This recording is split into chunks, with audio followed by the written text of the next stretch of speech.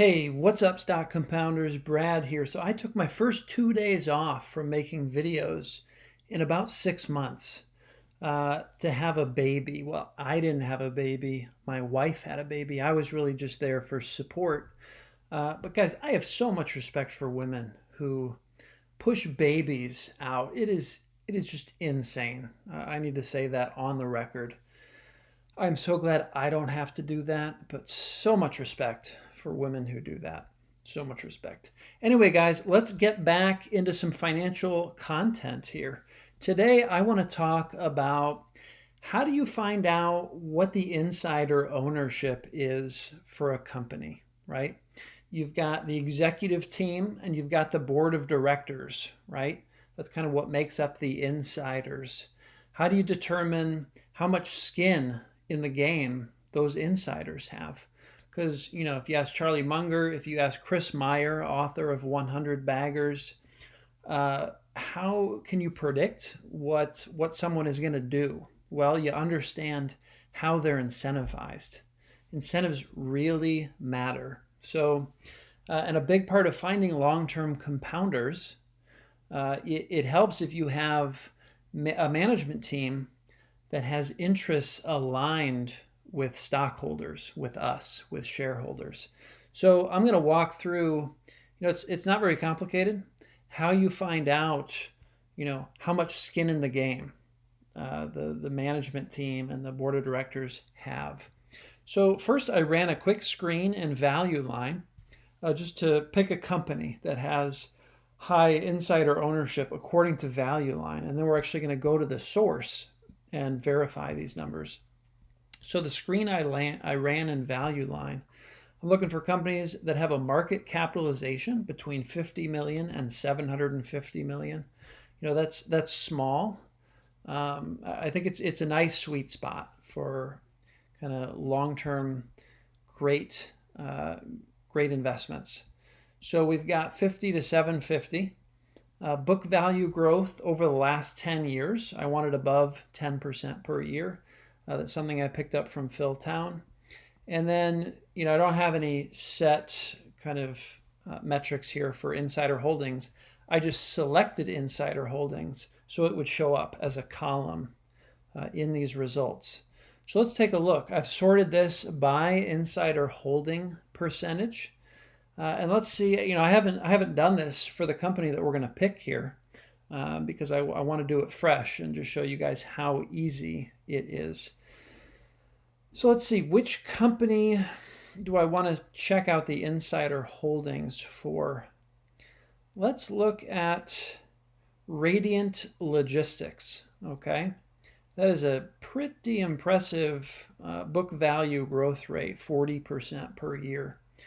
So what we're going to do is we're going to remember the ticker, RLGT, okay? Now we're going to go to sec.gov. We're going to click on company filings at the top here. And I'm going to type in the ticker RLGT. There's Radiant Logistics. Click on that. Okay, so this is all the kind of filings for RLGT, Radiant Logistics.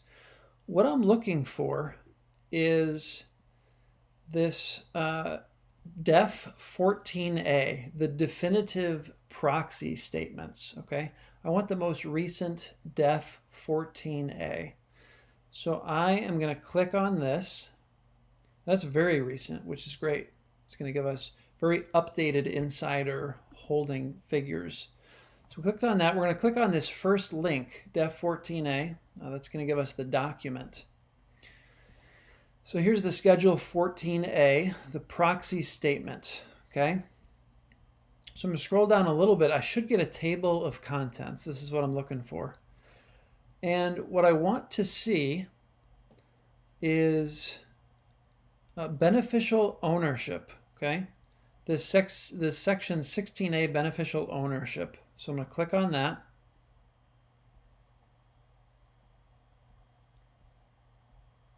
That wasn't it. Oh yeah. See, we're really, it's real in real time if it's if my first guess is incorrect.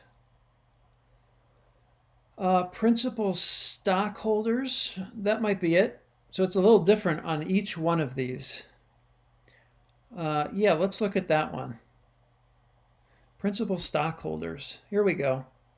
So the following table sets forth, as of September 24th, again, very recent, information with respect to the securities holdings of all persons that we have reason to believe may be deemed the beneficial owner, okay, of more than 5%. So, yep. So here's what we're looking for. This is kind of the hard and fast number we're looking for. All officers and directors as a group, okay? This tells us the executive officer team and the board of directors members. As a group, they own 23.8% of the outstanding shares, okay? And it says here how many shares they own and then the percent of those shares.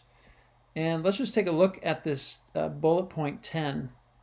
Includes over 1 million shares issuable upon exercise of vested options. Okay, so these aren't actual shares that are owned necessarily by these officers and directors, but usually they're shares that can be owned, that can be exercised from options within the next 30 days or so.